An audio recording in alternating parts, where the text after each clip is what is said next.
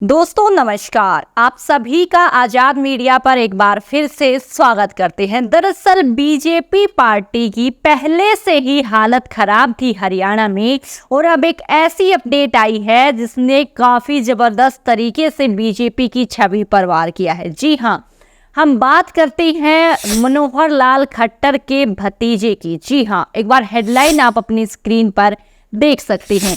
दरअसल हरियाणा में मनोहर लाल खट्टर के भतीजे रमित खट्टर ने ज्वाइन की कांग्रेस। जी हाँ, मनोहर लाल खट्टर जो करीबन करीबन हम कह सकते हैं 2 प्लान में मुख्यमंत्री रहे हैं। पूर्व सीएम अभी नैब सिंह सैनी को बना दिया गया था कुछ समय के लिए लोकसभा चुनाव के दौरान, लेकिन हरियाणा में जब से बीजेपी की एंट्री हुई थी दोबारा से, जो है सिर्फ मनोहर लाल खट्टर का नाम दिया गया था। और काफी मनोहर लाल खट्टर का नाम जो है ट्रोल किया जाता है, क्योंकि मनोहर लाल खट्टर का कहीं पर भी जो है पोर्टफोलियो फोटो रैलीज में नाम नहीं लिया जाता है। दरअसल क्यों उनको अलग रखा जा रहा था?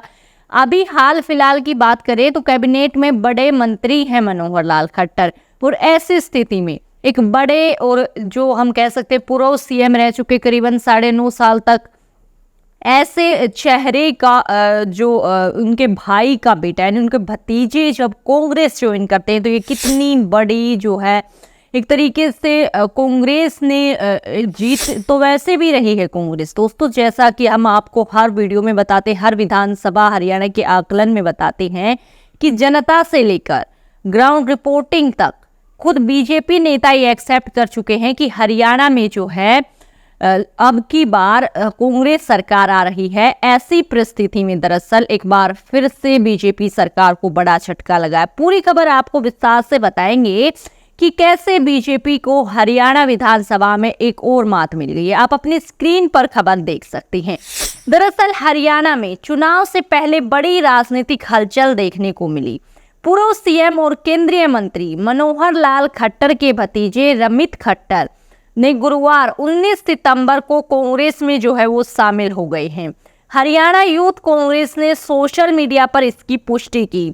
रमित खट्टर रोहतक के विधायक भारत भूषण बत्रा की मौजूदगी में कांग्रेस में शामिल हुए।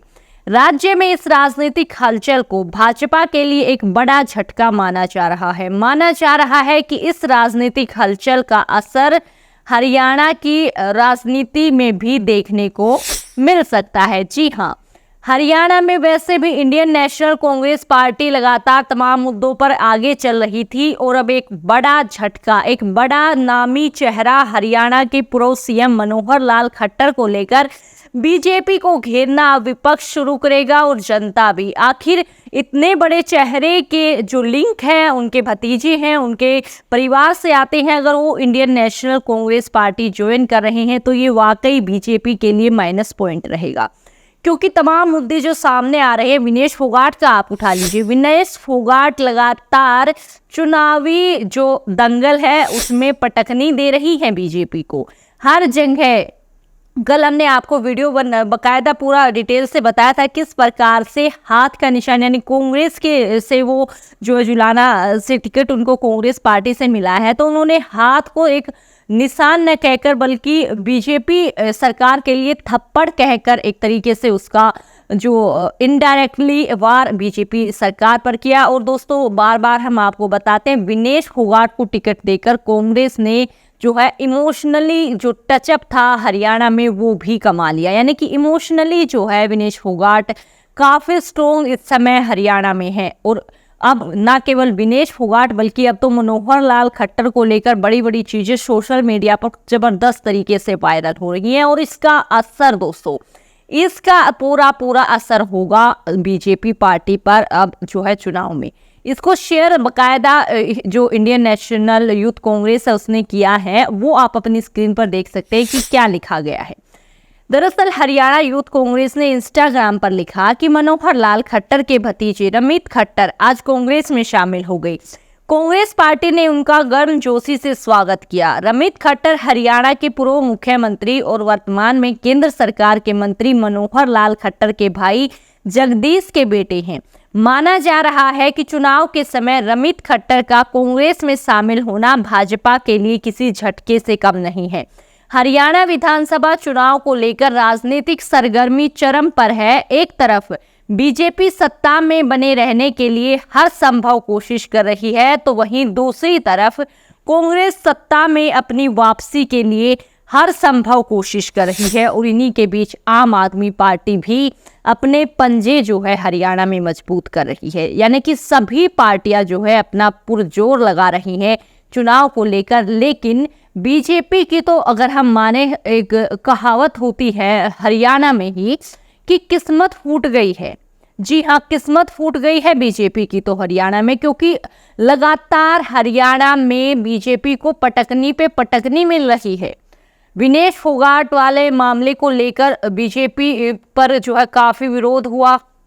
उसके बाद किसान जो है हरियाणा के, और बार बार हम आपको बताते हैं दोस्तों, हरियाणा का चुनाव जो है ना, उसमें मेन मुद्दा ही पहलवान, किसान और जवान है।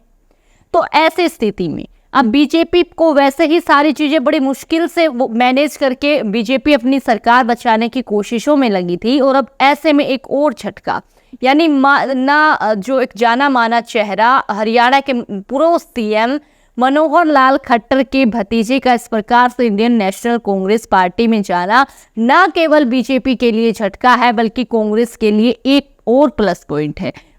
क्योंकि इन सब चीजों से कांग्रेस की हार जो लगातार बीजेपी बता रही थी, उसके मुंह पर तमाचा है। यानी बीजेपी जो कह रही है कि हम अपनी सरकार बचा लेंगे, उस पर तमाचा जो है हर बार हरियाणा में हुड्डा सरकार जो है मार रही है। और आपको बता दे दोस्तों, कोई कुछ भी कहता रहे, लेकिन अब तक का जो आकलन है उसमें बिल्कुल क्लियर है कि हरियाणा का रन बचाना जो है बीजेपी सरकार के लिए बड़ा ही मुश्किल है।